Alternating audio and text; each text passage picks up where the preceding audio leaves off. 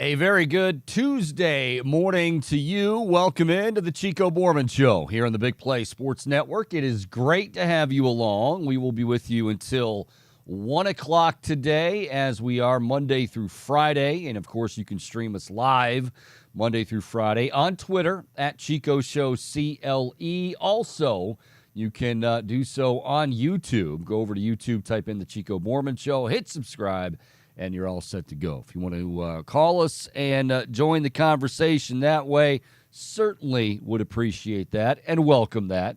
216-626-7901. Again, 216-626-7901. You can tweet at me. The show Twitter is at Chico Show CLE. My personal Twitter at Big Play Chico.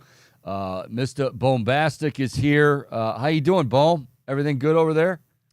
Yeah, Chico, we're rocking and rolling, baby. Yeah, you've been I had to tell you to take a break there earlier. I was like, man, you've been going straight there for. Well, now let me just, before we get into our topics today, and we've got prop bets we're going to be doing with our buddy Erik Kuselias at noon as far as the Browns are concerned. So we got plenty to discuss. Home run derby, Fitzgerald news. But let me start. So we've been waiting for Warden Norton, a.k.a. Dave McAllister, to finally, let us have a little bit of light in the studio. Now, understandable. I know that some of this is because I have to get used to now, video as opposed to radio. And again, for all of you that have to see my face every day, I apologize. I tried to keep the radio thing going as long as I could, but, here we are. So I realized that, lighting and light coming in, and you gotta balance all that stuff out, right? But about 2 or 3 weeks ago, feels a lot longer, but it was probably about 3 weeks ago. We have doors, and we've got, I love our studios. I've said this many, many times. Love our studios here at Burke Lakefront Airport. And one of the things I like a lot, Bohm, and I'm sure you do too, is the ability to kind of glance out there and kind of see what's going on, right? You got people walking by, and now we're doing a show, so I'd like to think that I'm focused, but just kind of during a break, hey, Joe, hey, Sally, how you just a little neighborhood chatter, if you would.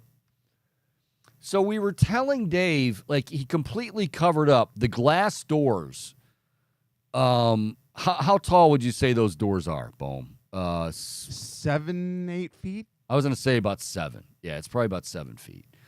Man, to think Wembanyama is even taller than that. You'd have to duck. Yeah, exactly. About 7 feet. So what he did was we had the bottom half of the door covered, so no light comes in that way. But then he ended up covering both doors. So it's just dark, and it's like we're in, as I said, like solitary confinement. And finally, the vinyl guy, whoever the vinyl guy actually is. I think his name's Mike. I got to meet him. You did? I interacted with him. And see, this is what's frustrating more than anything, is that Mike finally made it here, and he was able to cut down the whatever covering you want to call that. And Bohm, you know that our request was to go down to there's the bar right in the middle of the doors. That is the handle, whatever you want to call it. And that's where we wanted it. But he only went like a quarter of the way down because Warden McAllister probably told him to do that. He doesn't want to let the light in, Chico. Does he listen to anything we say? Does it only matter? Apparently what happens is, unless Boobie Gibson puts something in writing or says that something needs to be changed, apparently Warden McAllister doesn't listen to us, Boom. We're not important enough. I think it sounds like everyone really likes the look of the studio, but to me, in every studio that you've ever worked in, right, in radio or anything, you have a window, you have glass where you can see what's happening outside, right? Like you can this see guy what's who happening in the hallway. constantly walks by and just kind of menacingly stares at us. I like that. And it's like, we know that stuff is happening out there, but we don't know what it is. And when we hear loud noises, it's inconvenient, especially when you're wearing headphones and have to deal with a microphone, to have to stand up to see what's going on. Yeah. And I mean, look, every noise, I don't have to do that. But, I mean, I think it's just, yeah, maybe that's it. You know what? You hit on something, Boom. You hit on something. Congratulations. Like in radio, for the last we've never had windows, really. I mean, it was great when I was when I worked in Pennsylvania years and years and years ago, and they moved the studios to what is now known as the Boston store, and it overlooked like a hallway. Did McAllister text you? He did indeed text me. Good. I don't want to hear what he says. Oh, you don't want to? But it was not bad. no. But it was nice to look out, into the hallway and see people. So I think part of it is like, and I've said, and I 100% genuine on this. I love being here. I love being here. The people, they treat you fairly. The studio, everything. It's perfect. Until Warden McAllister started to get a little too creative and a little too rambunctious. And then it took a while. And then the fact that the dude was here, Vinyl Guy was here and could have finished the job. But my guess is, and Boom, you said, now these are your words to me. So I don't want you in cahoots with your boy McAllister here behind, because I know how you operate, Boom. I know how I'm into you. I know what's up. You told me this morning before we went on the air that you told Vinyl Guy to cut it down to the bar. I did. And what was his response to you? Okay. Yeah, he said fine. Yeah, no problem. Were you here the whole time he was here? Yeah, I saw him leave. He left right before me. I was in my car when I saw him go to his car and pull away. You should have said, are you going to lunch and you're returning to finish the next half that you need to cut? I had already locked the doors. I was hopeful that this would be enough. I haven't seen it from this angle. I had not yesterday. Okay, that's okay. Come on up. You're saying you wanted to see it from? Oh, you thought I had only seen it standing outside. I was like, okay, at least I can see out. I mean, those it's windows. better. Don't get me wrong. It is better. improvement. Like it's. I guess we're out of solitary confinement. We're sort of in general population. We've made Gen it to Pop, baby. Yeah, Moving up in the world. We've made it to Gen Pop. We made it to C block or whatever the hell it's called, right? But we still have privileges that are restricted by Warden McAllister. So we're not allowed to get, quite everything. So I don't know. So go ahead, read the text from Warden Norton. Okay. Did you call me obtuse? How could you be so obtuse? So he said, if Chico has a good show today, I will remove 1 more inch of vinyl. So this is gonna be like Major League, where they peel the dress pieces off of the owner. Nothing is given, everything is earned, Chico. I mean, yeah, an inch, and even an inch won't be worth. It's got to be another 5. If we could string together just 1 week of good shows. Well, that's a lot of pressure. I have you do fair or foul. I can't do the whole thing. You know what I'm saying? I feel that pressure too, Chico. All right.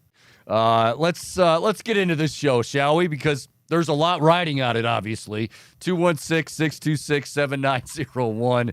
And on Twitter, you can stream us live Monday through Friday, 11 to 1, at Chico Show CLE. I mentioned Erik Kuselias coming up at noon. Don't want to miss that. We got Browns prop bets, and he's got a little twist, as only EK can have on it. So we'll talk to him from CBS Sports HQ coming up at noon.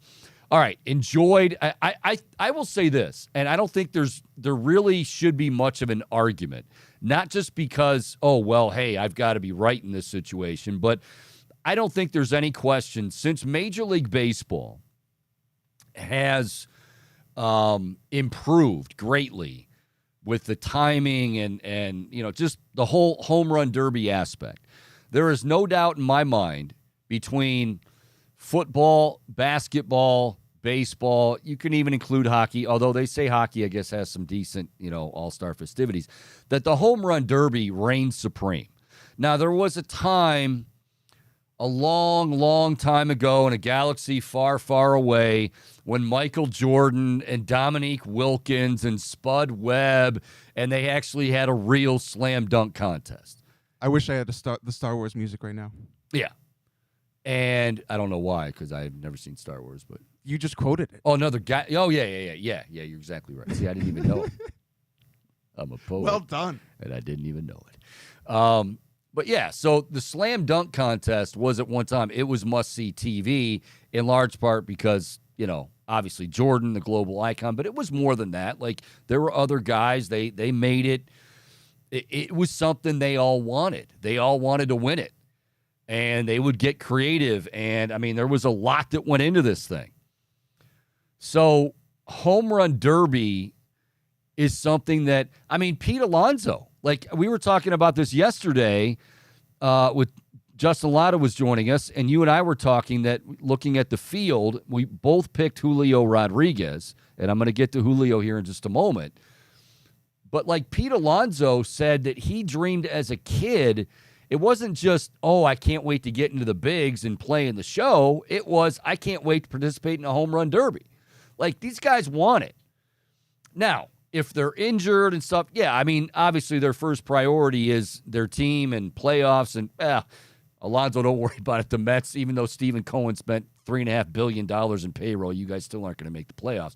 But, guys want it. It is a big deal. Vlad Glad Jr., he's got some bragging rights on Pops.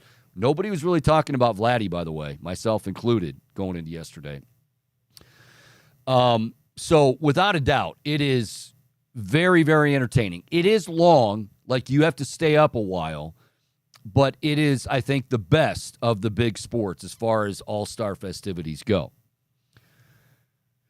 I think that there should be 2 awards, though, given. Like the winner and very much earned Vladimir Guerrero Jr. Because you know how they say, and I think I saw it on the crawl this morning when I was watching it, Vlad Guerrero outlasts Randy Arozarena. Like, clearly that's what it is. It is an endurance as much as it is skill. Like, you are, to be able to hold up that long and hit those dingers, and I'm sure some of us are watching on television, we're going, come on, man, you're just taking... No, these guys, they're taking hacks after hack after hack, and it's not easy. So I think there should be 2 awards. There should be the ultimate winner, which last night was Vladdy, and then there should be a best in show. Like, who was best in show? Who put on the greatest performance? And that had to be Julio Rodriguez with the 41. If you're him, you can go in with the mentality, okay, I'm good now. But I said this yesterday on the show. One of the reasons I liked Julio was the home crowd and that adrenaline. Like, it's real. Yeah, I know they get paid a lot of money, and yeah, I know at times we all think they're robots, but they get juiced up, they get excited, they want to win for the fans, they want to win for everybody. So Julio Rodriguez could have very easily just said, all right, I'm good. I'm not going to keep going here. I got to save myself. He's like, I'm not. I'm giving the fans what they want. They're loving this. He set a rec, 41 home runs in that run. Just mind-boggling.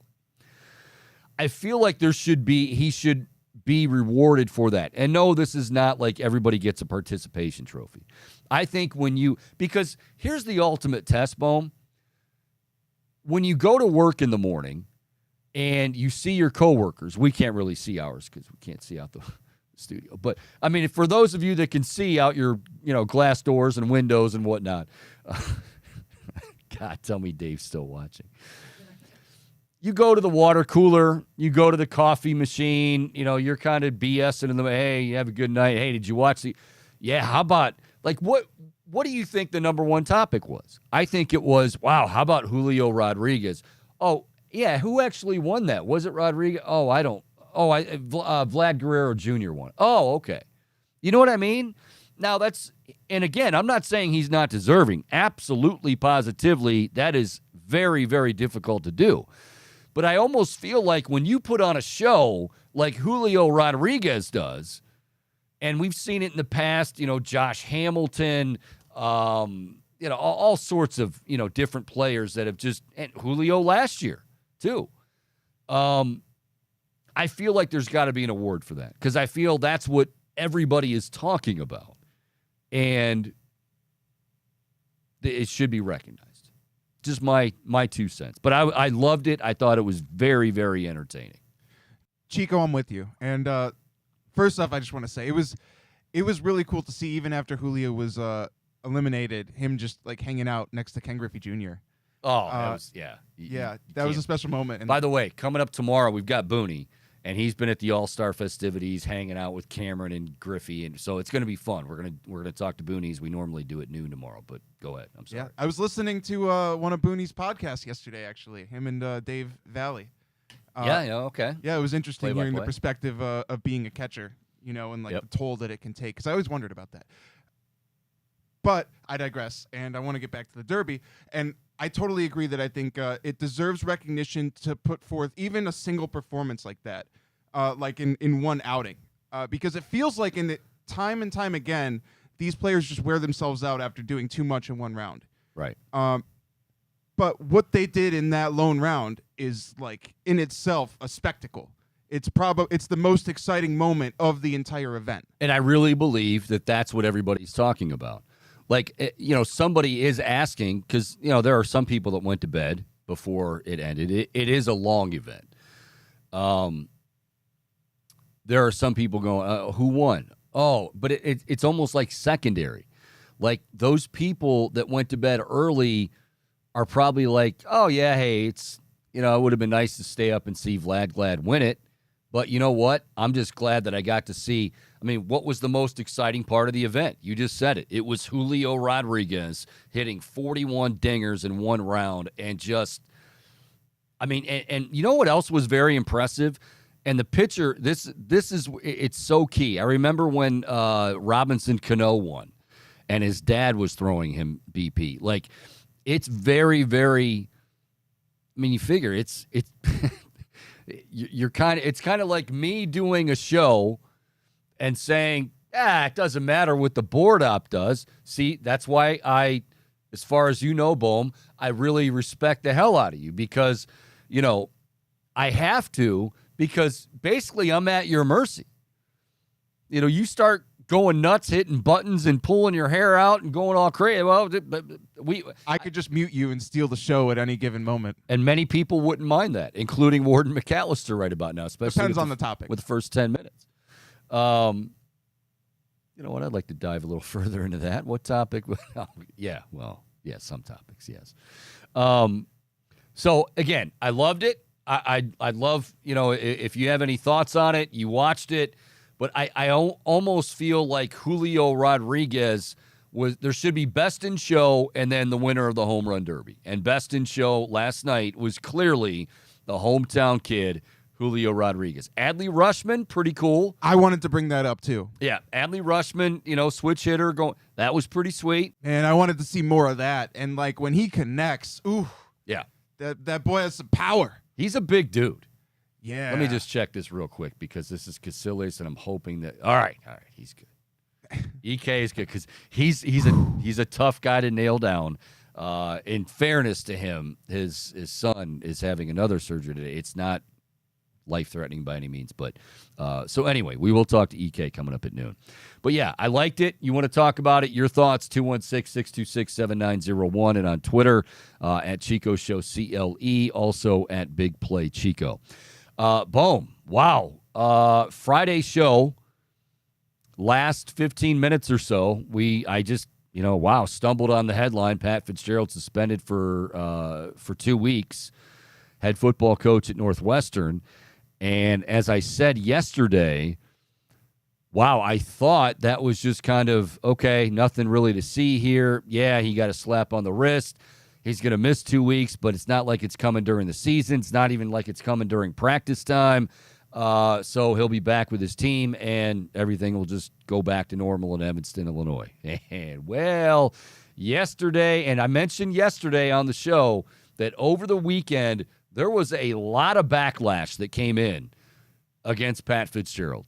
And for those of you that don't know, he was officially fired.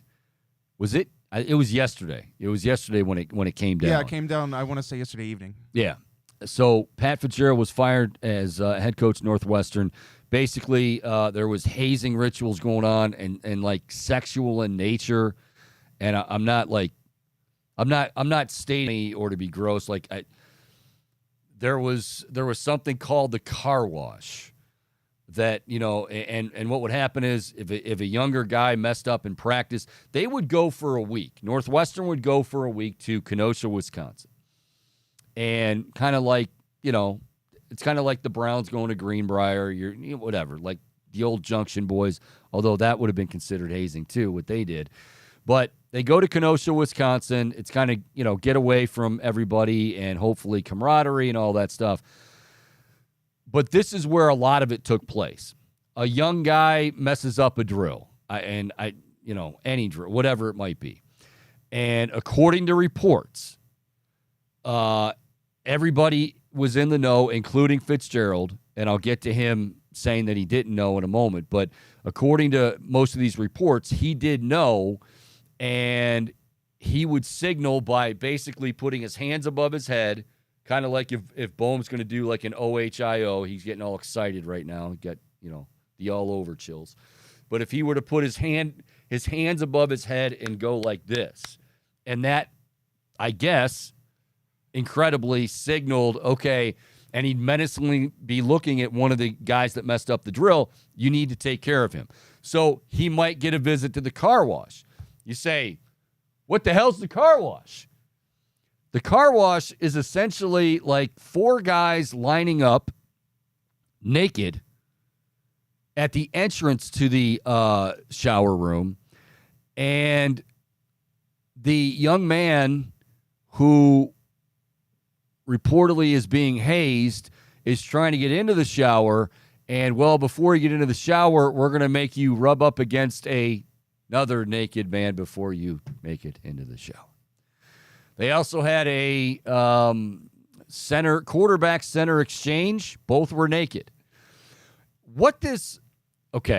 You and I discussed this yesterday. Like, hazing goes on, and hazing is, and I'm not saying it's all, something as simple as you got to carry my shoulder pads. You're freshman, you got to carry. That's considered hazing. Now, again, there are certain forms it's okay. There's certain forms.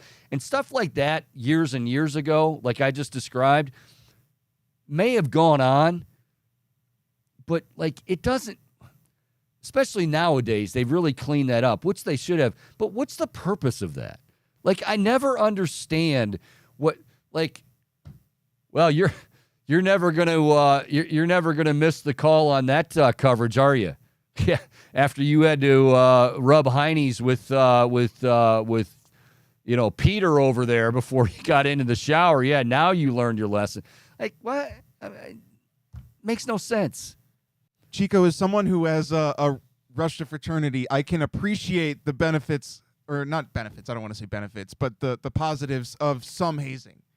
But the sexualized stuff, I never, like, that's a line I never would have wanted to cross.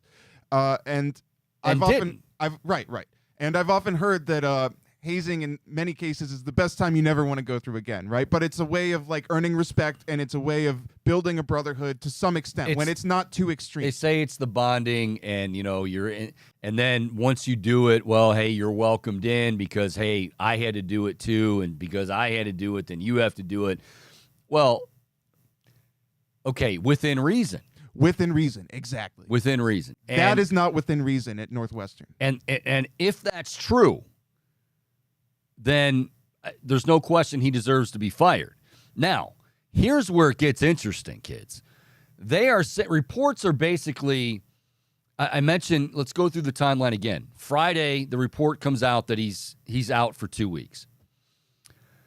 What I didn't know, and admittedly I didn't know until last night when I was reading this after he officially got fired, the investigation started in November of last year, or January of this year, but the first complaint came in November of last year, an anonymous former player, and they looked into it, and they started to gather more information, started talking to more players, and some were corroborating it. Some were saying, that's overblown. It really wasn't that bad. But there were enough that said, yeah, that did go on, that they then said, we're going to have our own investigation. So that started in January of this year. And the investigation just completed last week, which is why you had the announcement on Friday, he's out 2 weeks. Pat Fitzgerald is saying, now remember, Pat Fitzgerald in this investigation was found that he did not know anything about it. And you can all formulate your own opinion on that, like that's BS, or maybe he didn't, whatever. So he says that not only did he not know, but the attorney that started and completed the entire investigation also said he definitely didn't know. Okay? Well, then the backlash hits over the weekend, what I was talking about yesterday. Like media members, it's a big-time journalism school, guys that were writing in sports were saying, yeah, this isn't the first time I've heard this, and then the student newspaper had more accounts that came out, and then those were corroborated with more players. So by Sunday evening, Michael Schill, I believe is his name, is the president of Northwestern. He was getting a lot of backlash and basically comes out on then Monday and says, you know what? I regretfully have to rescind that suspension and say Pat Fitzgerald is fired. Pat Fitzgerald's case is, wait a minute. Whoa. You turned the 2-week suspension into I'm fired essentially in a matter of days. Like, he's retained counsel. Counsel's basically saying, he needed to be notified, or there needed to be a vote by the trustee. I don't know how it goes down, but apparently Fitzgerald's going, wait a minute. I went from 2 weeks suspended to you're fired in a matter of a day. Like, explain that to me. And the president is saying, well, I'm explaining it by telling you that more reports are coming out, and I really missed the ball on this, so you're out. The reality is Pat Fitzgerald Northwestern has not been very good the last few years. Last year they were 1-11, 4 wins over the last 2 seasons. Now, they play in the Big Ten. They also have very high standards academically. So, now he's had a few one winning season that I can think. I think 2020 they were like number 10 in the country. And they've had, others here and there, one that he was a part of, one that he coached in. But by and large, they haven't been great. Now, of course, this is the question that you've got to ask yourself. Fair or unfair, whether you like it or not, if Northwestern is coming off 2 great seasons, so instead of winning 4 games combined, they've won 14 games combined or 18 games combined, and they're giving the Big Ten a run for the money. Would this still be? I think he'd probably still lose his job. But I do think that the idea that he hasn't done much lately, he's been there for 17 years, and by the way, was also a player and a beloved player. I mean, one of the most beloved players in Northwestern history, Butkus Award winner, mid-90s, middle linebacker. Like, he's essentially the epitome of, I guess, what you would look at and go, oh, that's like a lot of people have called the hazing like a meathead mentality. And I'm not calling Pat Fitzgerald a meathead, but I'm saying, like, okay, he was that alpha male middle linebacker on the Northwestern football team, and a good one. I don't know where this is going to go. Does Fitzgerald actually have a leg to stand on here? He's retained counsel, and I'm sure they're going to fight. But I can't believe, why would you be so stupid? This is what I don't get. Why would you be so dumb in this day and age to think something like that is not going to come out? First of all, if you knew about it, and I think he probably did, maybe he didn't, but enough people knew about it that you know it's wrong. I mean, nobody has to tell you, okay? I mean, come on. There's hazing, and then there's, I missed that. I dropped that pass, so I was wide open in the flat, dropped that pass, and, then I had to do a center quarterback naked exchange. How did that make things better? How did that, what did that, it's stupid. So I think he's gone. I think he's going to fight as far as the process, but I think he's definitely gone. I figure Northwestern will have an interim coach for this season, and then they probably, look. Mike Kafka is a possibility, former Northwestern quarterback. Now he's with the Giants, offensive coordinator. But some of these guys, like Kafka, they got a few sniffs as far as the NFL level. Head coach interviewed, didn't get it. So is it that enticing to come back? I don't know. But I do think this whole, just when you think it's that kind of stuff doesn't happen. And again, hazing does go on. And it's not all that. It's not all like sexualized. But they would be restrained in a dark locker room in Kenosha, Wisconsin, and dry humped by an upperclassman. Well, gee, I learned my lesson. I'll never do that again, coach.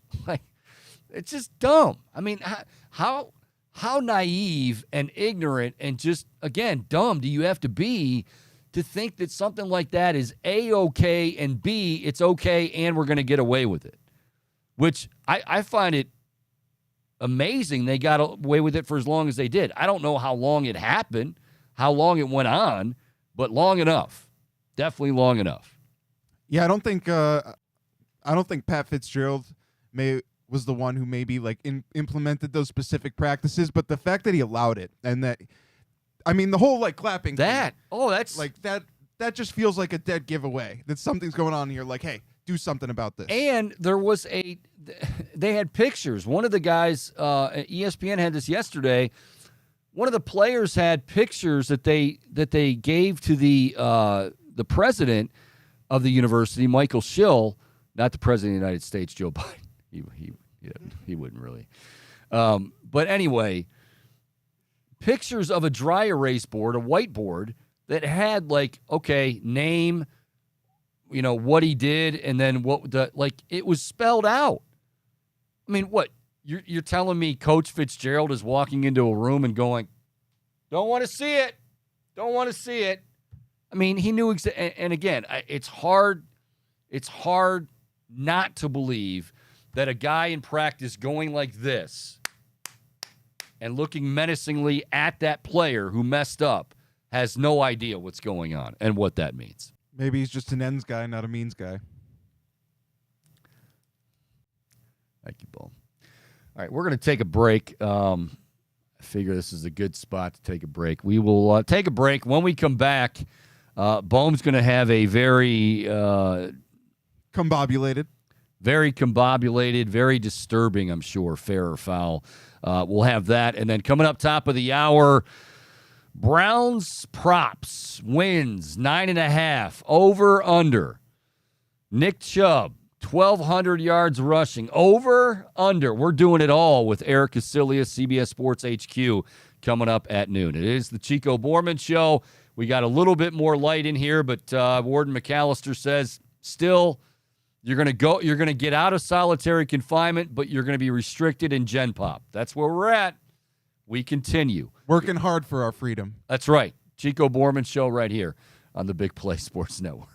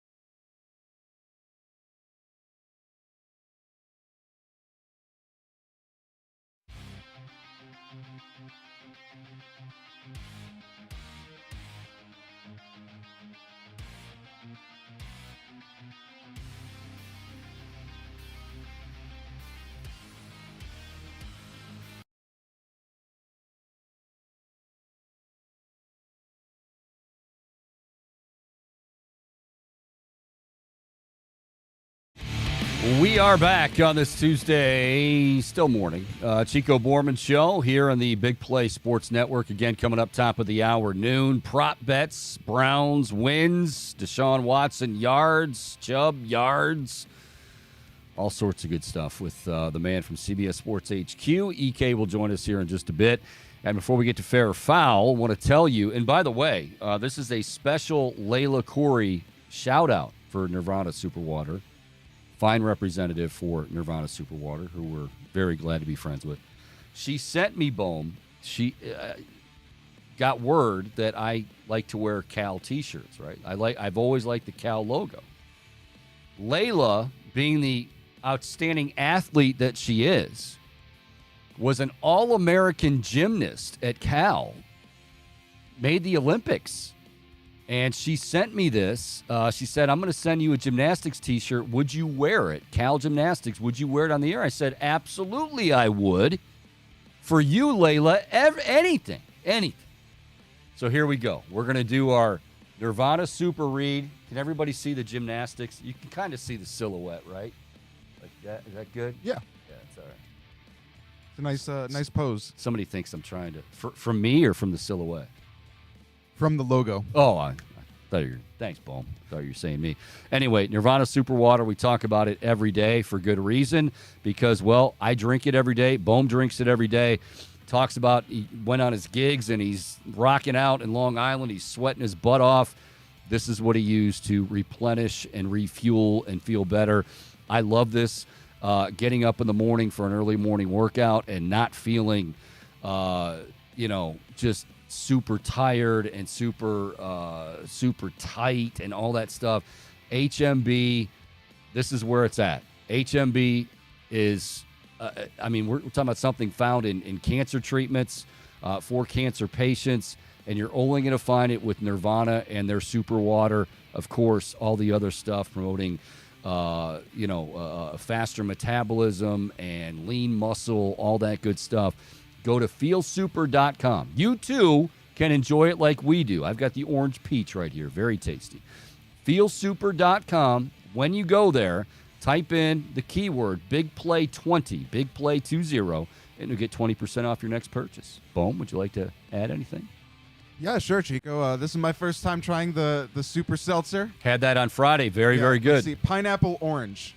It has all those same ingredients plus like vitamin D and a B complex vitamins as well. Very important. And I mentioned yesterday I noticed a specific difference with these super waters when I was performing. In that a lot of times just like all of the sweating, all of the exertion of energy, sometimes on stage, and it's hot up there on that stage.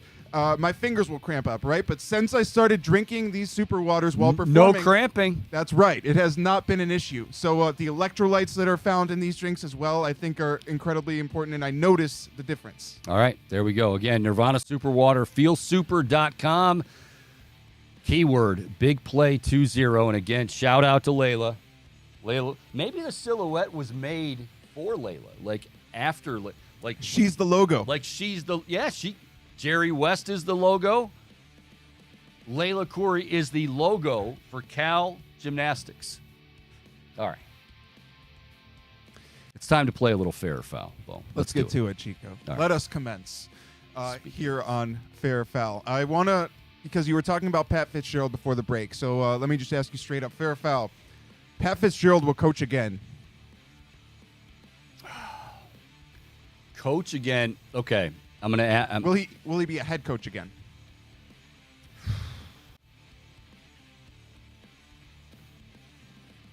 I'm going to say yes. I'm going to say fair. It's going to be a little while. I mean, he's definitely going to coach.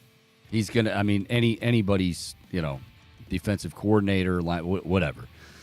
Yeah, Jim Knowles, put him on your staff, man. I mean, this was a no. We got James Laurinaitis also on that staff. We're good. But I do think that, and this was a guy, keep in mind, it wasn't that long ago. He signed an extension with Northwestern in large part because he was getting some overtures from some NFL teams. Maybe not to be a head coach, but to join, say, the Bears as a defensive coach, whatever. So, I mean, the guy's talented, but, I mean, as far as heading up a program, I think somebody's going to think once, twice, maybe 3 or 4 times before they bring him in. And the reality is it'll probably take a little bit of time for this to kind of go away. All right, quick follow-up here because this kind of just crossed my mind. You look at all the controversy surrounding Urban Meyer. A lot of stuff has come out about maybe how he's mistreated players and stuff, but nothing like this. I would say, at least that we've heard of, right, that we know of. So, fair or foul, Chico? Pat Fitzgerald is more likely to become a head coach again than Urban Meyer. Again, in due time, yes. I mean, Urban Meyer. How old is Pat Fitzgerald? He's like my age, 40. Let me look it up. I think he's like 45. It's all right. He's in his mid-40s. Urban Meyer is, I think he's done. So, yeah, I mean, I would definitely say that you said it was Pat Fitzgerald. Fair or foul, Pat Fitzgerald will coach again before Urban Is Meyer. More likely to be a head coach than Urban Meyer. Absolutely fair, yes. I think what Urban did might not be considered quite as bad, but yeah, to your point, it was pretty brutal, and he just doesn't seem like a great coach for this modern. I don't. You know what? This is more to me about age. I'm not going on like degree of horrendousness. I'm just going like if you're asking me who's most likely. Urban Meyer's approaching 70, isn't he? I mean, he's in his 60s, I think. I believe you're correct. Yeah. So I mean, he's not a spring chicken anymore. I've heard he still has that itch to coach, but I really think he needs will. to stay in TV because he's phenomenal as an analyst. Yeah, he always will have. I mean, guys like Urban Meyer never turn it off, which is good, and it can also be bad, as he's found out. Yeah, that's fair. All right. That is fair. That's why we call this segment fair or foul. Yes, indeed. And let's move on because I had a few. You kind of stole my thunder from the Derby, but I had a few that I was just thinking of while I was watching it, a few critiques. If you will.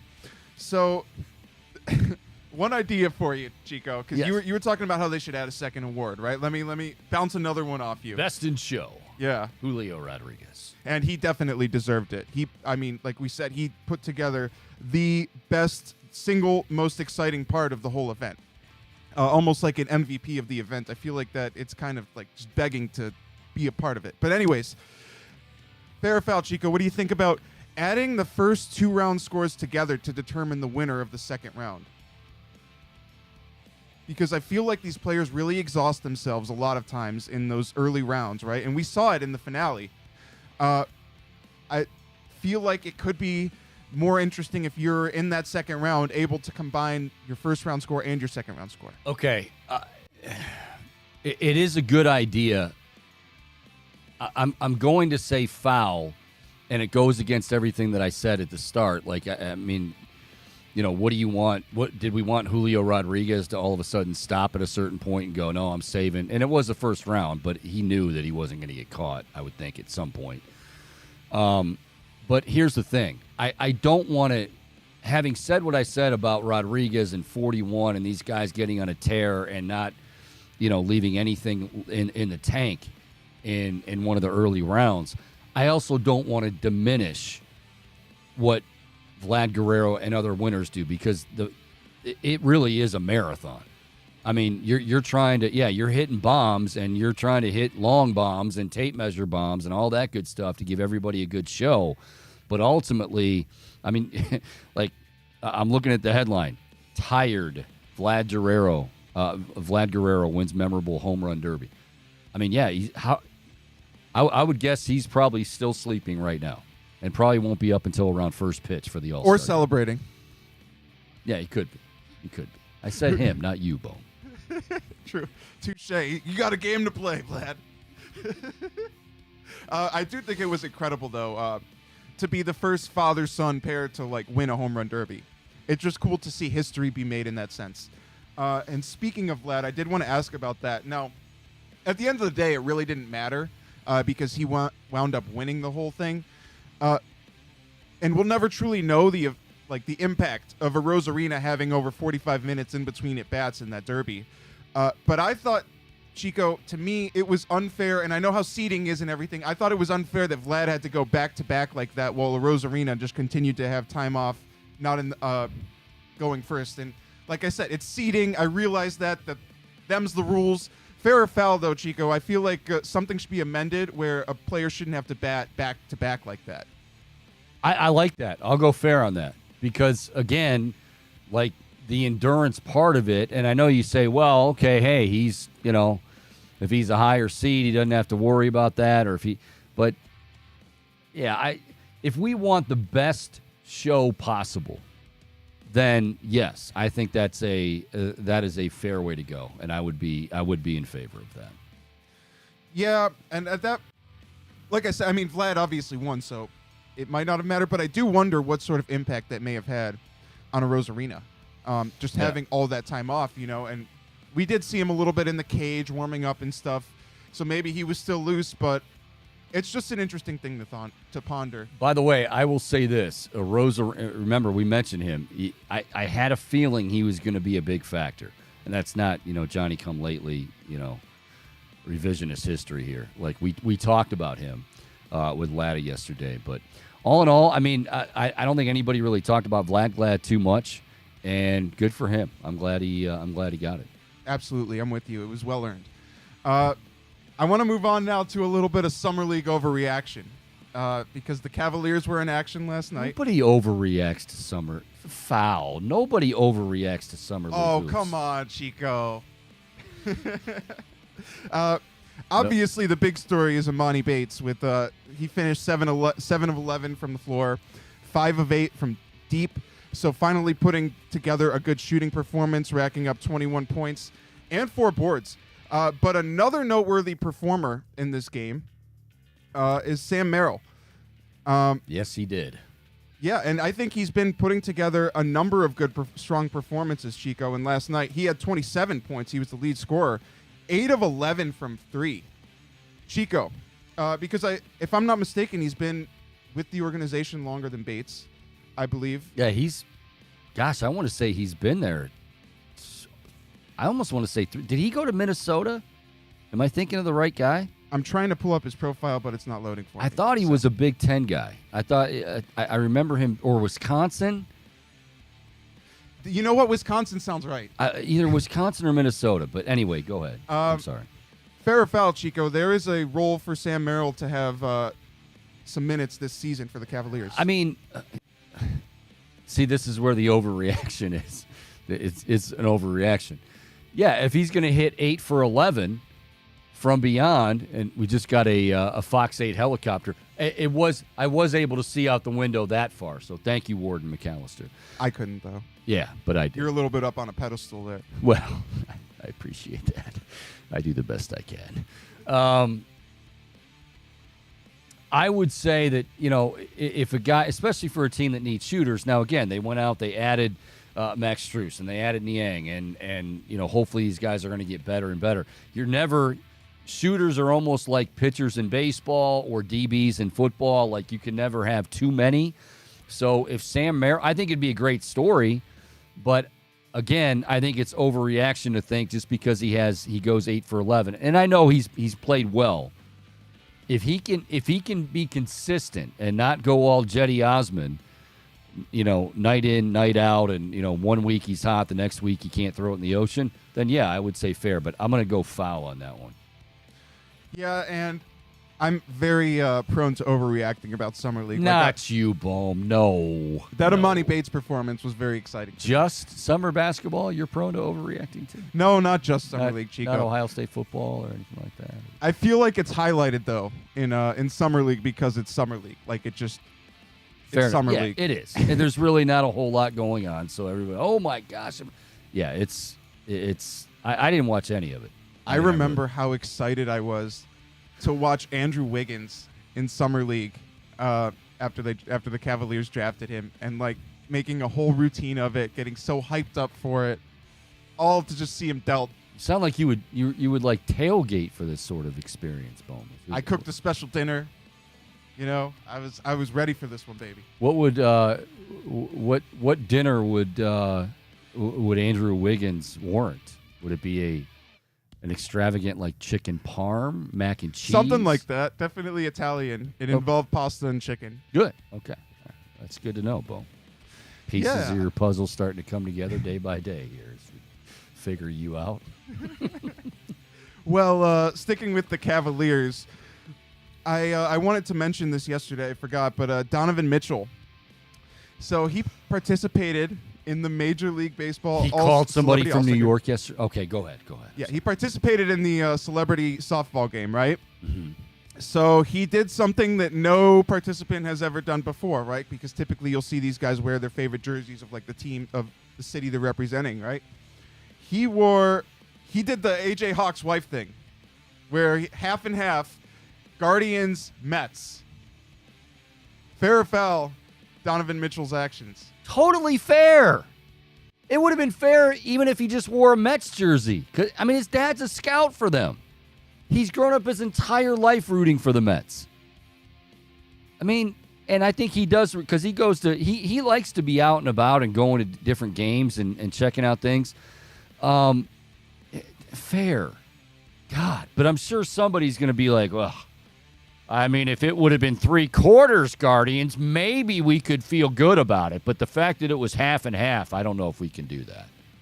Like, I mean, that's how ridiculous it's gotten with people with Donovan Mitchell and this whole New York thing. My God. And you know what? Maybe he does end up going there eventually. I don't know.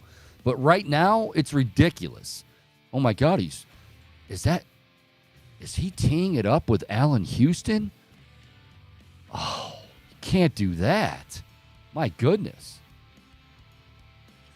Yeah, Chico. I'm with you. And that, I mean, we're talking about overreaction. That strikes me as a pretty strong overreaction. All right. Is that it for fair or foul? Sure. All right. We're going to take a quick break. When we come back, we want to change whatever photo you have for EK. I want to change and put a new photo in for EK. Is that doable, Bohm, or is that too much to ask? If I can find it soon enough, yeah. I've got it. I've got it for you. I've got it. Can you email it to me? We'll work on it. Okay. We'll see. Maybe. All right. We'll be back in, we'll say 90 seconds. We'll be back. Chico Bormann Show coming up next. Erik Kuselias, CBS Sports HQ, prop bets galore. 9.5 wins. Yeah, keep me up there, Bohm. Over, under, Deshaun Watson, all of it, and then some with the fabulous EK. It's the Chico Bormann Show. More to come right here on the Big Play Sports Network.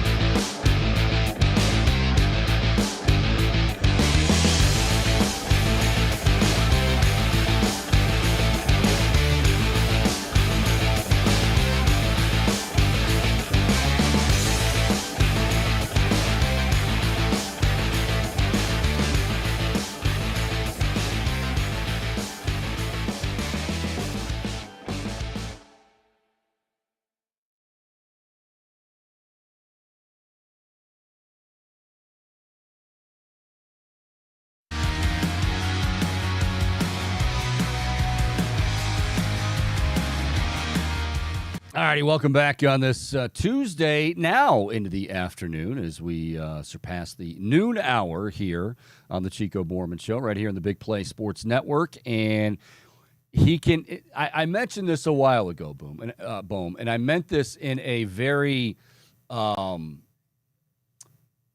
flattering way, that he's a tough guy to track down. He's very busy, right? He's got a lot going on. He's, in hot dog eating contests. He's got, his family and his boys and pool parties, and we know he's like the neighborhood, the party animal in the neighborhood, in addition to his duties as CBS Sports HQ. So we've tried and failed a couple times, but now I believe we have him not on video, but we have that very, very handsome picture of him, host of the primetime scoreboard on CBS Sports HQ. He's Erik Kuselias, joining us right now on the Chico Bormann Show. EK, are you there? I am, and whenever you start something with "I mean it as a compliment," then you know it's not really a compliment. Like if you tell someone they're beautiful, you don't have to say, I mean this as a compliment. You're beautiful. You just say it. When you have to preface it that I should be taking this in the best possible way, then we both know you're about to knock me. I still love you. But see, it's all right. But see, here's the thing, though. Like when I did say, without prefacing it, when I said, you know what, this guy just shows up, you should have taken that as a compliment. But you took it as... That I show up. I mean, has anyone ever been the first pick in the draft because they show up? You know what I mean? Like, we're taking Victor Wembanyama first because he shows up. No, you guys, like, that's all you got. When the fastball about me is he shows up, that's not a lottery pick. Oh, boy. I tell you, he's a beauty. Erik Kuselias. That's Deshaun Watson. He shows up. He does, and he's going to show up much more this year. We'll talk about that here in just a moment. EK, first and foremost, let me hopefully EK Jr. is doing okay. I don't want to go into too much detail. I don't want to put everything out there, but is EK Jr. okay? I know he had some surgery done. Yeah, he's good. He had some surgery. All right. He's hanging in there, and we're doing great. Thank you for asking. We had to get this done before he goes to college, and everybody deals with stuff. So I mean, I'm not any different than anybody else. Yeah. Did he go into Apollo's room? Yo, Apollo, tell me, give me your best out there. Yeah, get out of here, Rod. You really do a pretty good Rocky. Like everybody does a Rocky, and 95% of them are atrocious. Like when I was a little kid, like all the neighborhood fathers did a Howard Cosell, and then for a while everybody, did a Barkley. Everybody has a Rocky, right? Everybody has a Rocky. And yours is pretty good. I'm not going to lie. All right. Well, I take it back. You really show up. You don't just show up, EK. You really show good. up. Yeah. All right. He is with CB. Yeah, I'm like David Putney in draft day. I'm the throw-in special team guy who shows up and gives you effort. And I want David Putney too because I feel like it. Were you able to catch any of the home run derby? We're going to get into the football here in a moment, but were you able to catch any of the home run derby last night? Yes, thanks for watching the show. I did pick Pete Alonso to be upset in the first round, and my second pick, and I only made 2 on the home run derby, was Vlad to win. So we were perfect 2 for 2. We made everybody a lot of money last night. Wow, I didn't realize you picked Vlad to win. You were like nobody was talking about Vlad. On the show last night with me was Larry Hartstein, also CBS Sports Line, and professional cappers. Yeah. And we usually don't match, but we both matched, and we both of our simulations had Vlad winning the thing, so that's what we had, and it was a nice payday. And my best bet was against Pete Alonso in the first round. I knew he wasn't healthy. He's playing the local kid. That place is going to go nuts for the local kid in the first round. He's going to be all amped up. And, there is a little bit of luck to this. It's hard to do it every year, and he was due for sort of a bad round. And so with this huge plus money on our side, that was a nice ticket to cash. So, okay, you mentioned Julio Rodriguez and the local kid and the crowd going nuts. He hits the 41. I was saying to Bohm and everybody in the first hour that, first of all, I really enjoyed it. I always say it is one of the best, if not the best, festivities with All-Stars as far as the big three. But I almost feel like there should be a second award. Like Vladdy absolutely deserves he won it. He outlasted Randy Arozarena and everybody else. But like there should be like a best in show, which should go to Julio Rodriguez, because that's what everybody's talking about at work this morning. Everybody's going, to the coffee machine and the water cooler, and they're going, hey, did you see Julio? Oh, who, by the way, won? Oh, Vlad Guerrero won. I think there should be, I don't want it to sound like a participation trophy, but best in show. And I think that would be Julio Rodriguez. I think you're right. Look, remember the night in New York City when Josh Hamilton hit a million home runs and all that, right? He didn't win the home run derby that year. Nobody realized he didn't win that year. Yeah. Because it's like the NCAA tournament. When you advance, if you beat the team by 55 points in the Elite Eight, when you line up for the Final Four, it's back to 0-0. You don't get any extra points to start, right? What I would do, and I think you're absolutely onto something, and what I've advocated before is this. You basically have exactly what they did last night, and Vlad wins the bracket. Then you have a final. Vlad against the guy that hit the most home runs in any round, which would have been Rodriguez, and you have like 60 seconds, no gimmicks, all that, most home runs wins. So it's basically the guy who was the most consistent against the guy who had the best round for the absolute belt. All right. I like that. I like that a lot. Boom, write that down. Spalding, get your foot off the boat. Marking it as we speak. All right. All right, EK. I need a Bohm in my life. I need someone I can go write that down. If I went to any human being on this earth, write that down, I'd either get the one-fingered peace sign back, or my son would look up from his phone, kind of give me that condescending half smile, and then go right back down to his phone. Nobody would do that if I said you did that to Stats at NBC, didn't you? No. That was like 12 years ago, and I got him a better job. It was shame on me. Gotta love him.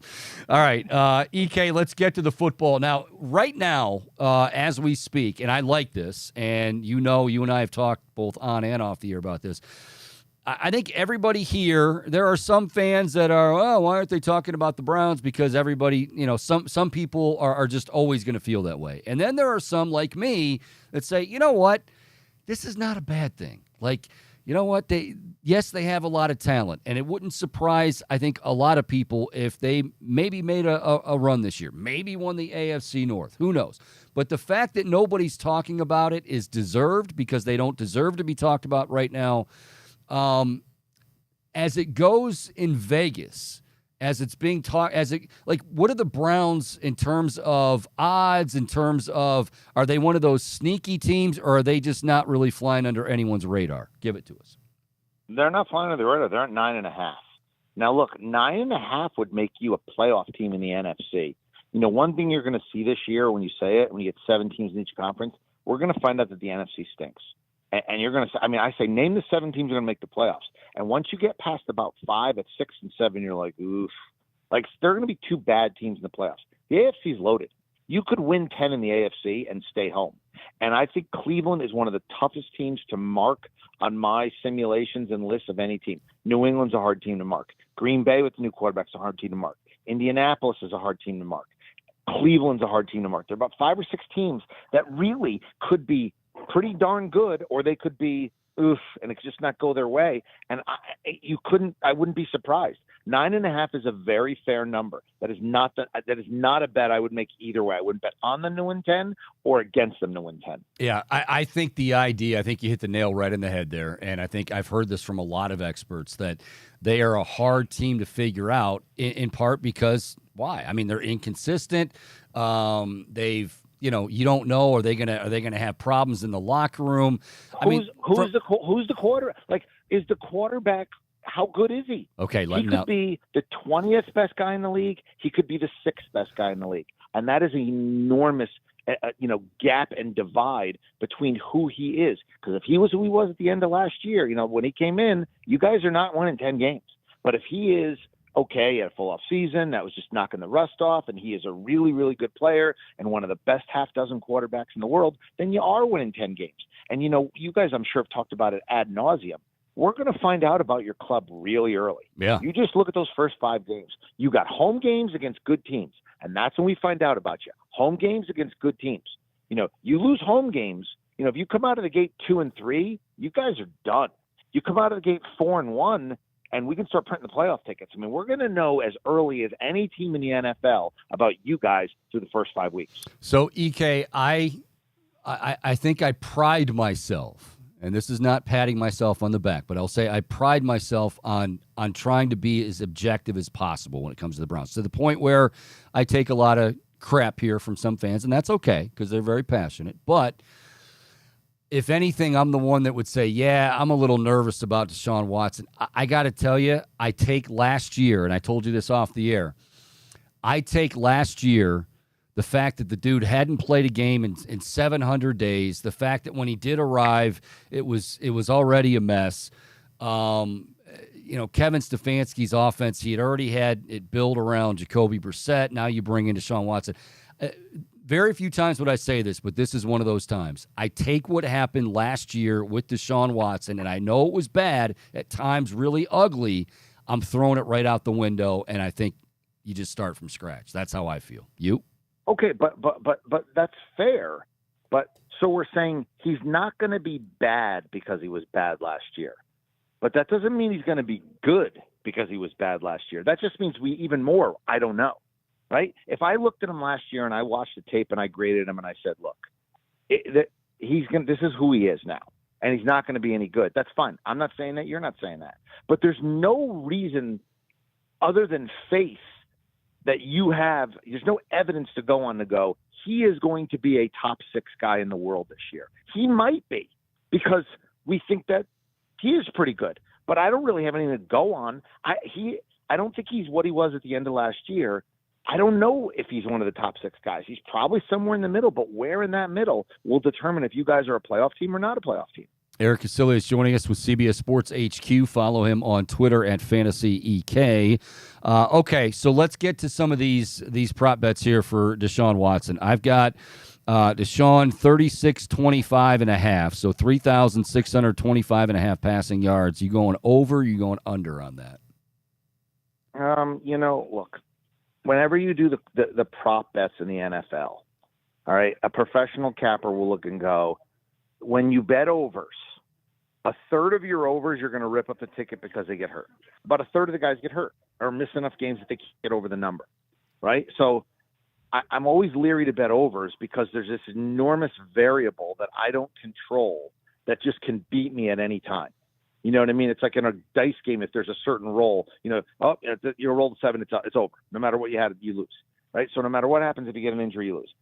I would think I would lean towards the over there. I'm not saying I would walk to the window and wager my hard-earned funds on it, but I would probably go over as opposed to under. There are other props I like better for him, though, so go ahead. Okay, so let's get to the passing touchdown. This one, I love the over in this one, 24.5 passing touchdowns. Yeah, I mean, look, 3 guys in the league were over 30 last year. 3. So, everybody goes crazy about, it sounds low until you actually look last year, and basically only half the guys do that. I would tend to say the same thing. Look, I would go over. If he plays 16 of the 17 games, goes over. Remember, a lot of times that last week of the year, guys don't need it, they don't play, whatever, and those are where you fall short on these props sometimes. But I would go over. But what I love with him, and the second it gets posted, I'm going to jump on it. Whatever the rushing touchdowns are, bingo. That's what I'm going to go over. Bingo. One thing people don't know, and you guys may know because it's your guy now, but in Houston, he stole over a third of all the rushing touchdowns. And while everybody is going to focus on the passing numbers, I am going to focus on the rushing touchdowns for Deshaun Watson, and my single best bet for the Cleveland Browns would be over on his rushing touchdowns. They'll probably put it at like 3.5 or maybe even 2.5. And I think if it could get 2.5, I would love it. Go over OVER. Not just trying to agree, but yeah, I totally agree with that. And that leads me into Nick Chubb, because I've heard some people. And we love Nick Chubb here, not only because he's just an incredible running back, but he's also a good dude and a great teammate. And we haven't seen a lot of that the last couple of seasons. That said, I'm with you. I think he could, as far as rush yards and touchdowns. Now you got his rush yards at I think I'm looking at 1,200 and a half. 1,200 and a half. Yeah. And when you say I have it, I didn't make the line. Yeah, I'm just reporting, right? I mean, don't get mad at me if anyone doesn't like the line. Don't yell at me. I don't get to I don't get to make the line. I'm just reporting the line. Right. And so if you love it, you hate it, whatever. That's just what they'll take your money at that number either way. 1,200 over under Nick Chubb. Oof. It's tough. I mean, this is where it gets tough. I love your offensive line. I grade your offensive line as one of the top 6 in football. I think it's good. I think it's really good. And you said it. I think he is a bad man with bad intent in his heart once he has the football in his hand. A wonderfully nice man every other place. A bad man with bad intent when he has the football and chugging downhill. I think you're going to lean on people in a lot of spots. But you got Baltimore. You got Cincinnati, who's pretty stout up front. You got Pittsburgh. We all know about their defense. And, every year they're coming to play and bring the hard hats. You got a tough schedule. You get San Francisco. You got things like that. I mean, the cop-out answer is tell me how many games he's going to play, and I'll tell you if I'm going to bet over or under. So I can't bet over just because so many guys in that position get hurt. But, I'm not going to bet under either because if he plays, I have no chance to cash that ticket because he's so damn good. There are other bets I would make over that. I mean, I know no comment is a comment, said George Carlin. I'm going to give you the no comment because this is a coin flip bet. No, and the reason, everything you said there is fair. The reason I would go over, and not much, but the reason I would go over is no Kareem Hunt. Now, that doesn't mean because they are very, very aware of him and how many carries and wanting to make sure he's fresh for the end. If he plays 14 games, you are going to moonwalk that ticket to the window as a win. Yeah, if he plays 14 games, you're going to win that game. You're going to win that bet. Here's the one that I'm not. 14 and a half games, you're good. Okay, so rush yards, I'm okay going over on 1,200. Now, back to Deshaun Watson with the rush TDs, because I'm with you. That is one that I think is going to be, if it is, say, 3.5, 4, we don't know. But if it is, I'm going way over on that, and I think you're right. I think he does swipe some TDs from Nick Chubb. 8.5 rushing touchdowns for Nick Chubb. I'm going to go under. Are you going under as well? Yes, under. I mean, with Deshaun Watson in the lineup, he had none. He had none. So, no. I can't, no. That none. is man. So the last, I mean, again, granted, things second half game log. His second half game log is it's like a clean sheet in soccer when you're looking at rushing touchdowns. He essentially did not score in the second half of the year. So I can't bet the over. Yeah, that is very interesting. Erik Kuselias joining us, CBS Sports HQ. Catch him on the Primetime Scoreboard. Also follow him on Twitter at Fantasy EK. All right, so we're talking to Deshaun Watson. We're talking about him throwing it around the yard a little bit this year. We love Amari Cooper, a pro's pro, as we like to say. 925.5 receiving yards for Amari Cooper. I'm going to go over on that. I know that there are weapons. I know there's other guys, and you're getting everybody. But Amari is the number one guy there. And I would say that Amari, I kind of have him in that 1,100 range. What about you? I would lean under, but again, that's a pretty good number they have up there. What we're saying is he's got to be about 35% of the receiving yards to go over. And I don't know if he's going to be 35% of the receiving yards. I think he's a pro's pro, but I think he's one of those guys that I would say, like, he shows up. I mean, that's what he is. He's not elite. He shows up guy, and he's a pro's pro. I'm going to tell him you said that. I think he's going to be angry at you. Yeah, if he misses any time, right? So why? Okay, if he can be angry when we say that about him, how come I can't be angry when you say that about me? I wanted to see if you would stop me mid-sentence there and react. I'm very proud of you for doing that. Everybody's going to be angry when you say that about them. It's just I'm supposed to take it as a compliment. I see where I am with you, Chico. Yeah, absolutely. You used to be way up here with me. Now you're in the middle. That's why, and I'm reciprocating.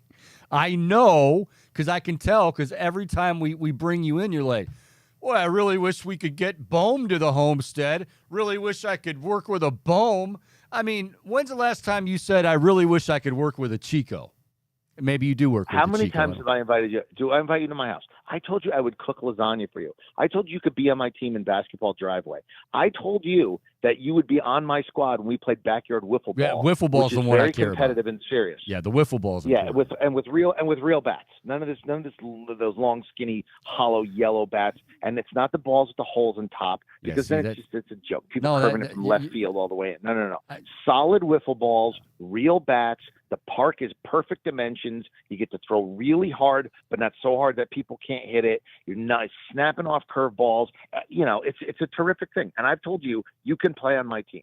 I don't know what else to tell you other than that you can stay with me. I will cook for you and give you the royal carpet treatment on all the athletic endeavors that we will undertake. That's what I got for you. Do I have to – hang on a second. Do I have to go to Scott McGregor's house and get the proper wiffle balls and take them to your house? Scotty McGregor, yeah. Yeah. Well, Isn't that here's what I the said? thing. You know I live in Connecticut. Yeah. The wiffle ball factory for the world, there's one, and it's in Shelton, Connecticut. It's about 20 minutes from my house. You can go there, and you can they'll just give you a whole box of balls. They don't care. The two things that are like 20 minutes from my house, believe it or not, every Pez dispenser is made there. There's a Pez, the Pez dispenser. So if you walk in, they have everyone, the Star Wars ones, whatever. They have everyone they've ever made, and they'll sell it to you. And then the second one is the wiffle ball factory. Wow. Yeah. I didn't. That's very interesting. So I'm telling you though, the Scotty McGregor wiffle balls are the best wiffle balls. It's not close. Come on, man. You like the ones with the holes in the top? Yeah. That's a real. I'm fine with the bats. Again, I can make that thing bring. It's like in Wedding Crashers. You just I was first team All-State. I can make it rain out here if I want. Like with that ball, you can do anything you want. Like you can curve it 48 feet. I like it to be more close to real baseball. All right, let me. I'm a frustrated athlete. Let me get back to one final, because this one I think is gonna stir a little bit of debate, and that's fine. Elijah Moore comes over from the Jets. Andrew Berry trades for him. He has been. I mean, there have been a few people that have been the talk of mandatory minicamp, and I know it's, shorts and shirts and no pads and no contact. But Elijah Moore was like, people were like, wow. Elijah Moore, 550.5 receiving yards. Over, under, what are you going with that? Over. I'm with you. You've sold me. This is the Chico Bormann special. I'm in. I'm all in with you.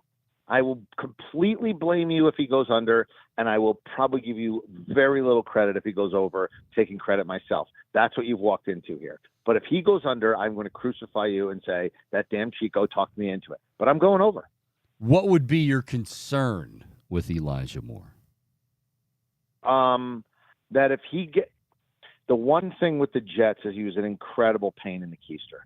And he almost came across, dare I say it, as a selfish player who cared more about how many targets he gets than anything else, including winning. And we've had plenty of those. We don't need that. Now, listen, that does not make him in a class of one as an NFL wide receiver, that he may have a little diva in him. And I will be fair. I've never met him. I've never talked about him. I'm reporting, not telling you firsthand. Sure. I'm telling you what people have told me. All right. To be fair to the kid, I've never met him. But I'm telling you, if like in the first 2 weeks, if he doesn't get a lot of targets, he could check out, get disinterested, start to be a divisive guy. That would be about the only thing. I think the best bet they have for Cleveland is him over. Everything that we've talked about, Elijah Moore over is actually, I kid you about, I'm going to blame you, but I would take the over, and that's the one bet I do like of all the things we said. Deshaun Watson rushing touchdowns, Elijah Moore receiving yards over. Man, if you had to catch passes from Zach Wilson, you'd be in a bad mood too. I mean, really. 5 interceptions. Not everybody was as problematic as him. There were other rookies that didn't go crazy. Garrett Wilson did. You didn't hear Garrett Wilson. Yeah, he did. Yes. Remember, get rid of him. Remember I'll never forget this. To me, this sealed his fate. I know you remember it. He throws the 5 picks, and the reporter's like, "Hey, Zach, looking back on today's game, anything you would do differently?" He's like, "No. You didn't throw a touchdown, and you threw 5 interceptions, and there's nothing that you would do differently." I mean, Garrett Wilson's like, "What's that?" Yeah, I get it. And they lost. I totally get it.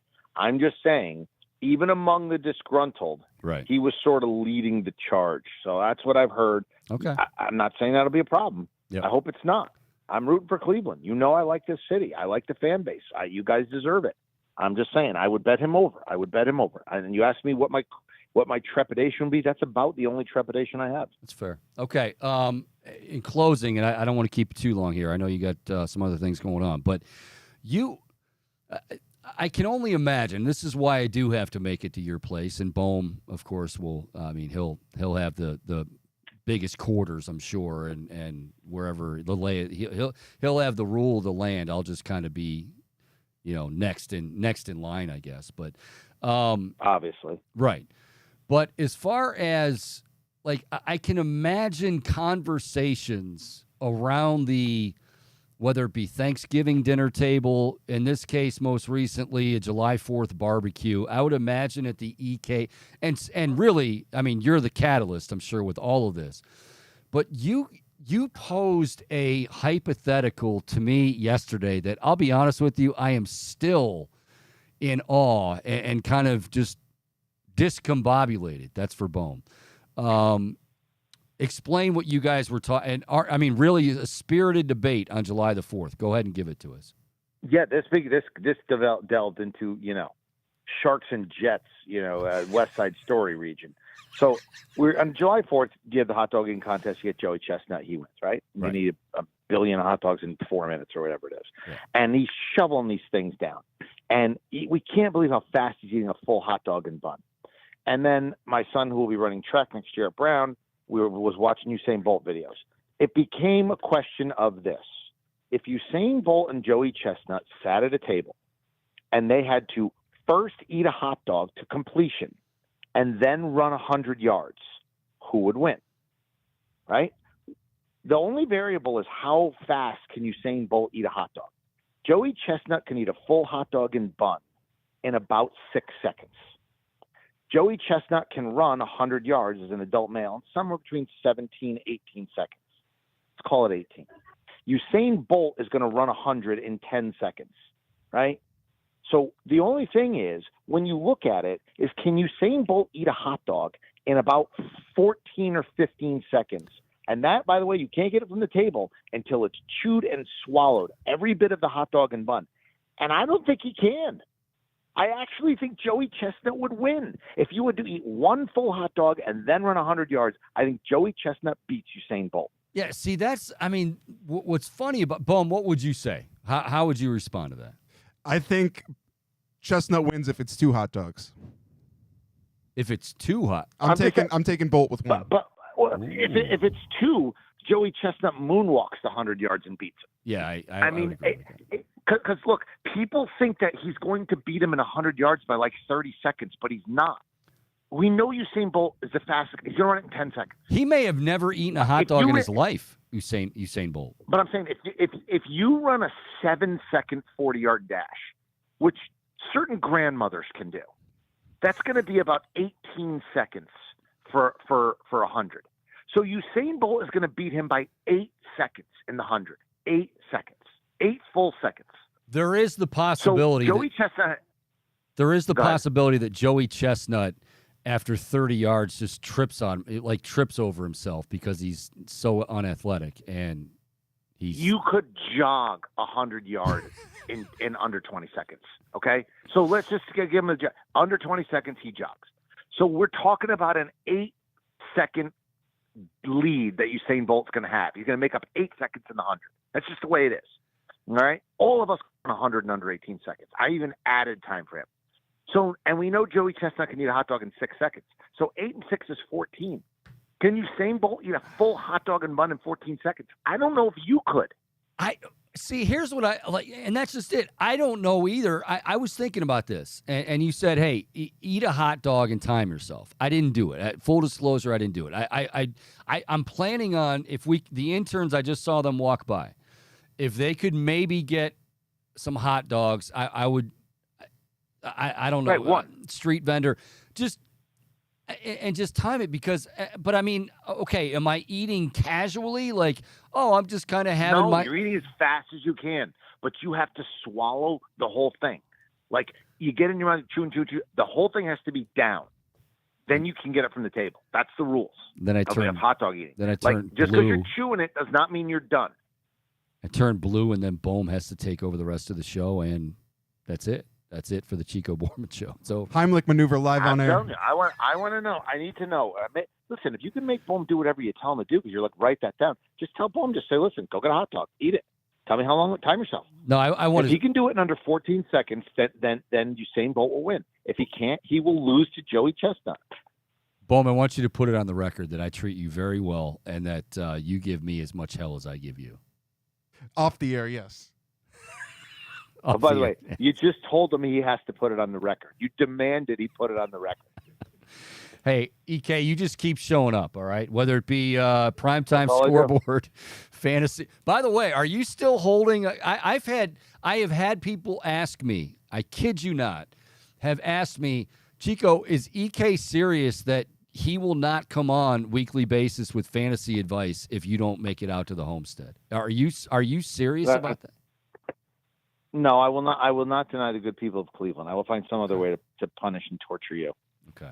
Well, I will. I'm working on it. Bohm's. I want you to come. I want you to come visit. We miss you. He just rocked it in Long Island. Bohm just got back from a gig in Long Island where he got mobbed by, hundreds of thousands of females. You should have seen it. Listen, if I had been invited, I would have seen it. He had the Kavorka. Hey, Kramer. Well done. Love it. Well done. Hey, EK, all the best to Junior. All the best to you. And like I said, keep showing up, buddy. We love you too. I want to know about the hot dog times. Goodbye. All right. See you. All right, Bohm, we got to do this now. Is there a way that we can get, we got, half hour left in the show. Maybe we do it after the show. But if we can do it, yeah, because I guess we still do have to do the show. So it would be like, would I eat it and then allow you to eat it and then we time each other? How would that work? I'm curious now. I'm genuinely, this is a very interesting question. Again, just to reset, because I needed this. I had to tell him to tell this to me like 2 or 3 times yesterday. I'm like, I'm not getting this. Usain Bolt and Joey Chestnut. They both have to eat a hot dog as fast as they can. And as he said, not, just chew and spit out. It's got to be chewed up, swallowed, and to completion. And then each one runs 100 yards. Who finishes faster? Joey Chestnut obviously probably can't run that fast. Usain Bolt, we know, he's pretty quick. It's a very good. I mean, now that I think about it, as crazy it is, and that's what I say. Like you go to events at the Kuselias house. This is what you end up debating. But it makes total sense, right? Like, isn't it total? That's vintage classic EK right there. What are they arguing about? I hear. Should we call the cops? Oh no, they're just arguing about who would eat a hot dog and run 100 yards faster, Usain Bolt or Joey Chestnut. I want to But see, I want to get a crap hot dog to eat. Like I don't want to waste. Like if we go to a street vendor and we get a good hot dog, the works and all, I don't want to waste it by trying to shove it down my pie hole as fast as I can. I want to savor my hot dogs, Chico. But for the sake of knowing, because I feel like I scarf it down even though I try to savor it. Yeah. I feel like I could get one down in under 14. Now, I don't know who's saying Bolt, but I feel like I could too. Yeah. I mean, again, depending on, we're not going footlongs here. We're just going regulation hot dog. Street vendor dog. And those ones, and not even street vendor. Like, those ones that Joey Chestnut is eating, they look pretty... Boil up some Nathans. Skinny and, and then, and he got the bun. You have to eat the bun as well. But, okay, I could finish it in 2 bites. Would you agree with that? Like a normal size hot dog. Just you take the big first bite, and yeah, it's going to be a bit of a challenge. You got to chew, you got to swallow, and then the second. I'm trying to. How pathetic is this that I'm trying to time this in my head? Like, how would I do this? Like 7, 8 seconds. There's one of our interns. We should get him back here and see if we can. We're not far from a couple of street vendors, I know, because we're downtown. They're everywhere. You would think that Warden McAllister might try to do something for us because he's disappointed us for the last few weeks and disappointed us again with this that half-assed job he did on the doors. And the Reflux Show did have Nick Weary, a participant in the eating contest, who always finishes really high. Obviously, he hasn't taken down Chestnut in hot dogs. He's beaten him in other eating contests. I didn't know that. The world record in pistachios. This guy holds the title.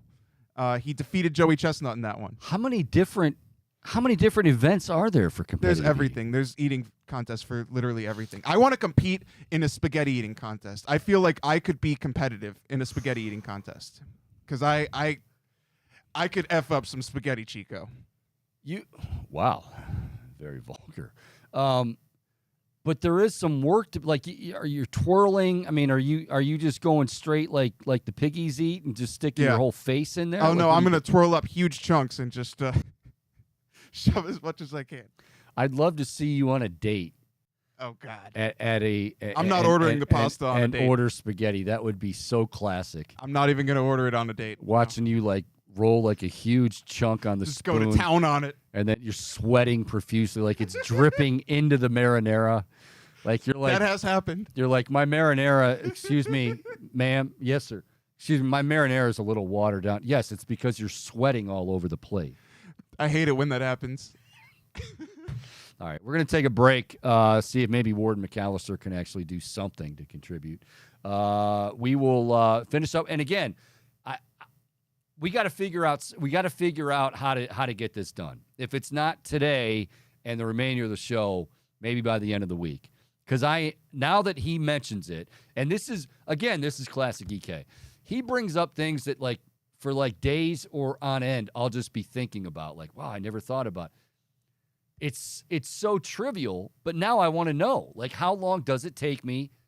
I mean, obviously my 40-yard dash time, as we know, is like, what, 4.2, 4.18, something like that. Better than David Putney's. We'll be back with more of the Chico Bormann Show right here on the Big Play Sports Network. Don't go anywhere.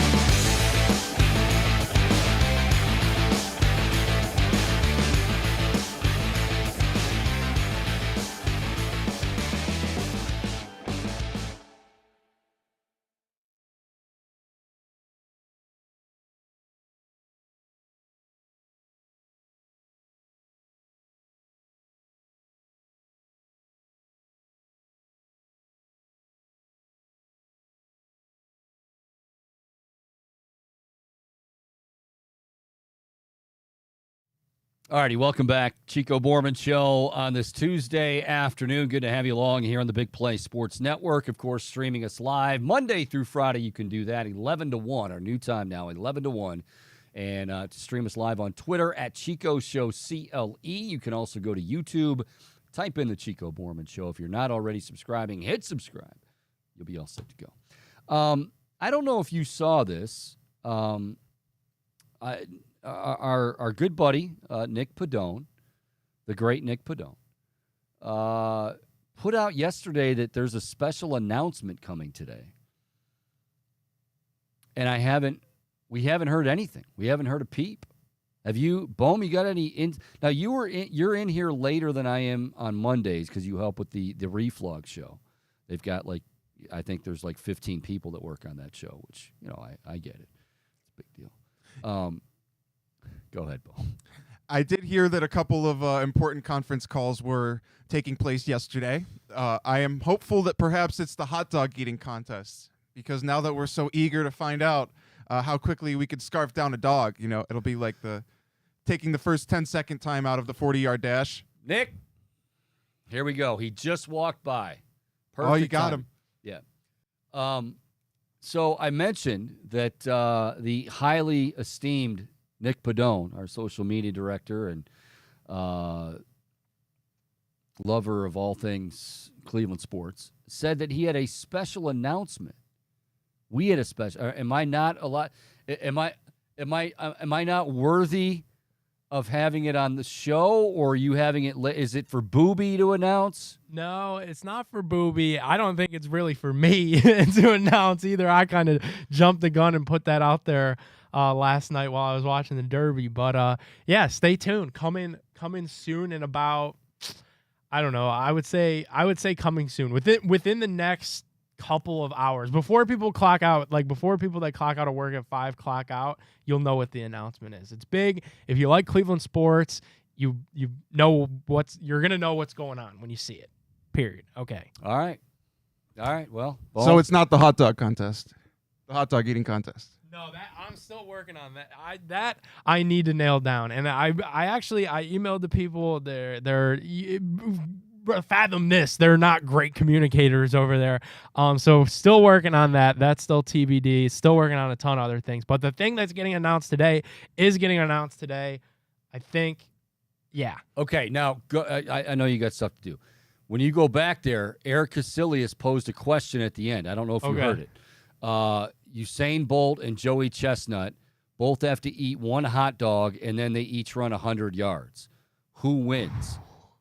Joey, he's got Joey Chestnut running a 100-yard dash in 14 seconds. Oh, who would win the race? Yeah, no. They have to they have to complete start to finish, complete eating one hot dog. We know Joey Chestnut can shove that down. Yeah, I think it's Chestnut.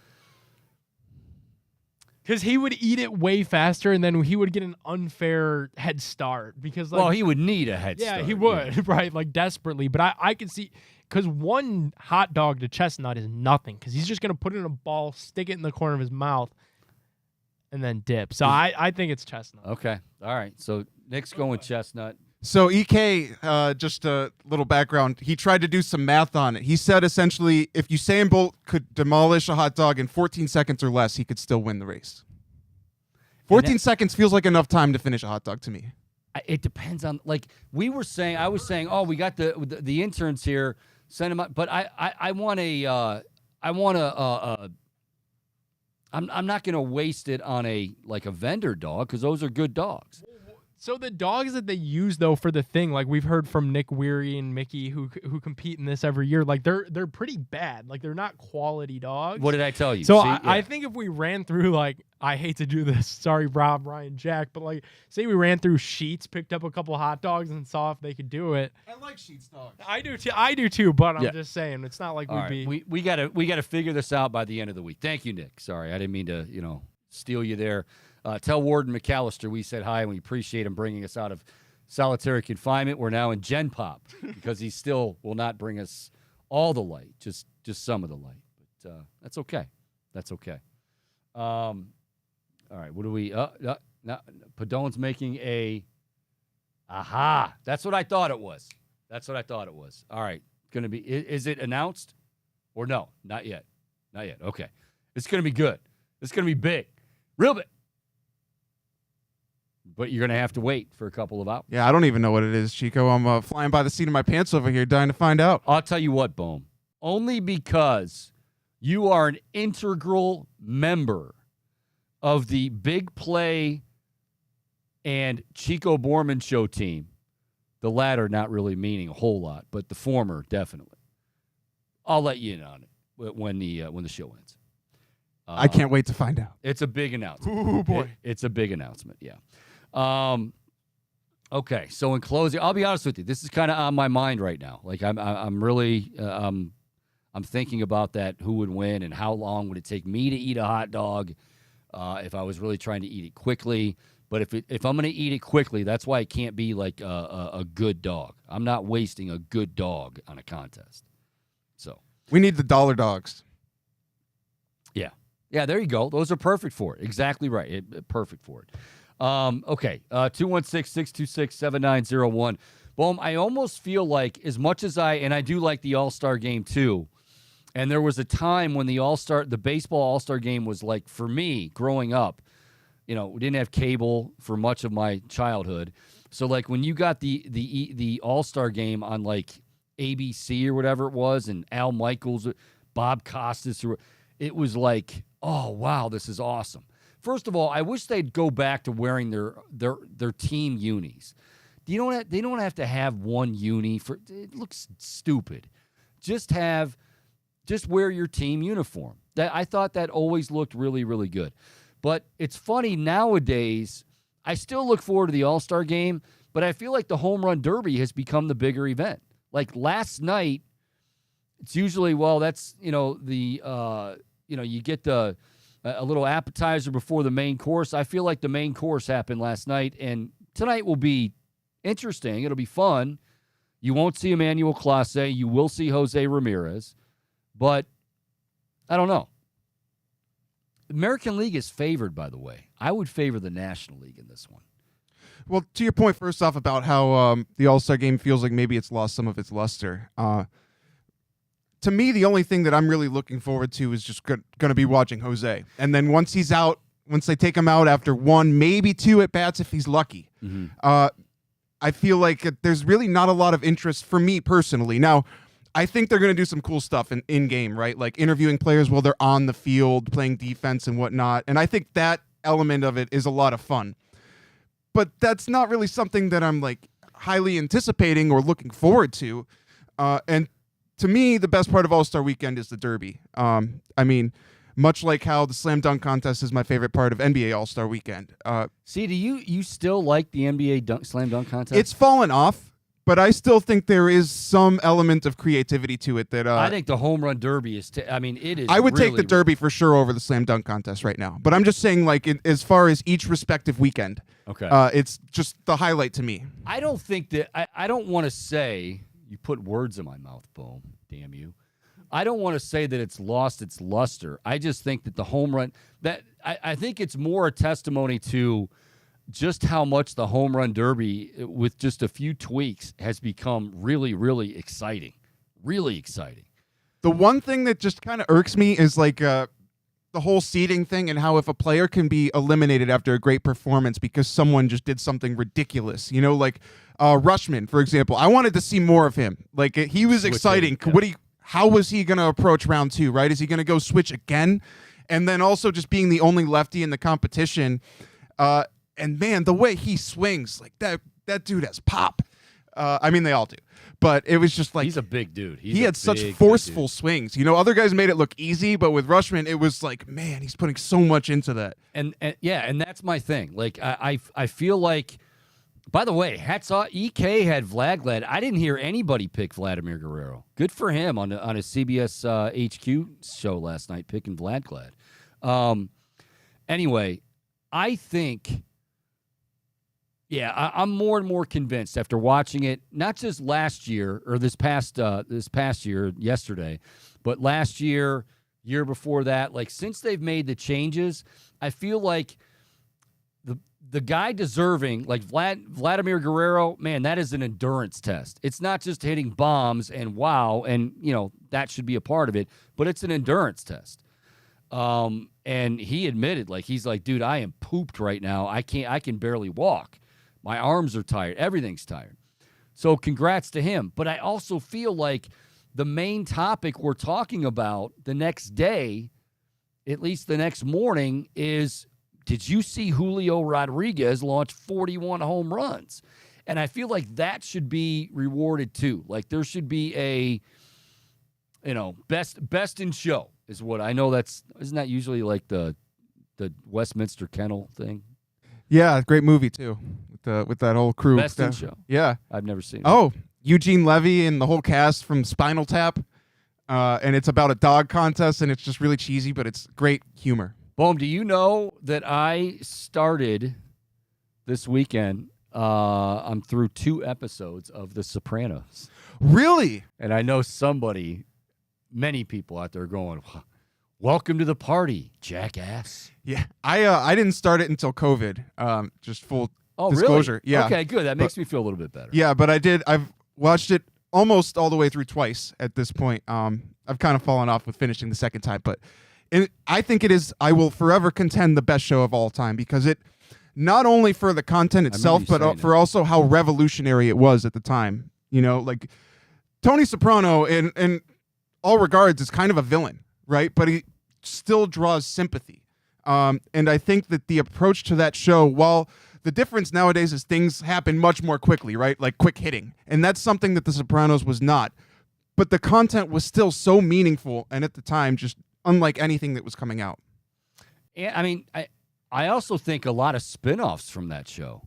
Like, not necessarily like, Oh, yeah, it definitely inspired mob movies. Like and Breaking Bad, stuff like, and shows, too, that became also very, very popular. So, anyway, I'm 2 episodes into Sopranos. Kind of, again, I'm in that that lull before we get really going with second half of baseball, college and pro football. So, as much as I really, really, really, really wanted to overreact to Victor Wembanyama, I decided to go with The Sopranos instead. By the way, coming up on tomorrow's show, I know that Brett Boone has been having the time of his life. Did you see Booney get a police escort to apparently his Uber? We'll ask him about it tomorrow. They brought out the dog and pony show for Booney? His Uber, apparently, I don't know if it broke down or it never came, but he had something it was like an event him and Mike Cameron and other former Mariners were doing. And so he got a police escort, and the police and I watched Booney get out of the car, shake the guy's hand, and the guy, and I'm like, if any, this is so Booney, but he'll tell the rest of the story. All of the festivities in Seattle, obviously Booney played there, so we'll talk to him tomorrow and also get set for the second half of the season. So we'll do that tomorrow. Want to say thank you to Erik Kuselias for excellent stuff today, and doing it again. Under his son was having surgery, nothing serious, but the fact that he would take the time out to still continue. And you heard him say it. Thank God, pressure's off me. I don't have to visit him in order for us to get him each and every week on the fantasy show. Because we do, as you know, Bohm, you've been with me for a while now. We do start 'em, sit 'em on Thursdays. And the fact that it's earlier in the day, we're going to be able to include Thursday night games. So start 'em, sit 'em on Thursdays. Pick 6 on Friday. We're getting ready for our football stuff as well. I really do think we should try to get out there, though.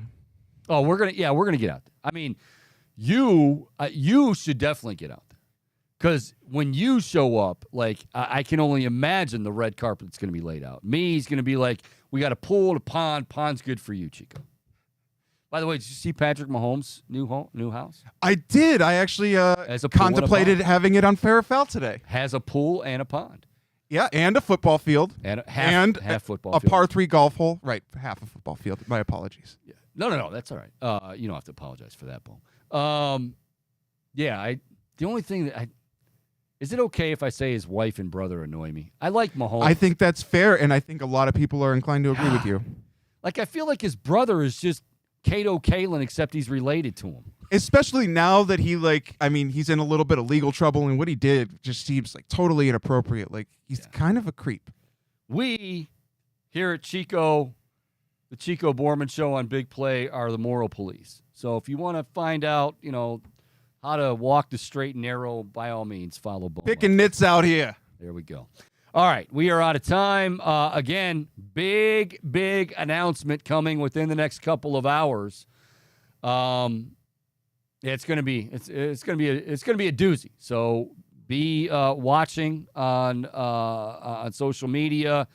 If you don't follow Nick Padone, what the hell is wrong with you? Boom, great job today.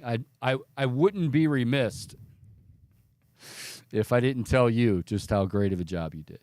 Yeah, and I'm excited for this announcement, Chico. I don't know what it is, but I'm just under the assumption that it is of monumental proportions. I'm going to tell you in seconds. All right, we'll talk to you tomorrow morning at 11, Brett Boone at noon. Until then, on behalf of all of us here at Big Play and the Chico Bormann Show, and one more shout out to Layla, even though she treats the stars, I'm not a star. I'm not star worthy, apparently. But I am sporting the Cal Gymnastics. She's the logo. I think I should get a little bit of credit for that, but she doesn't give me any. It's all about the superstars. All about the bling. We'll talk to you tomorrow at 11. Until then, man, jeez, oh man. What a train wreck of an ending. Make it a great Tuesday, everybody. See ya.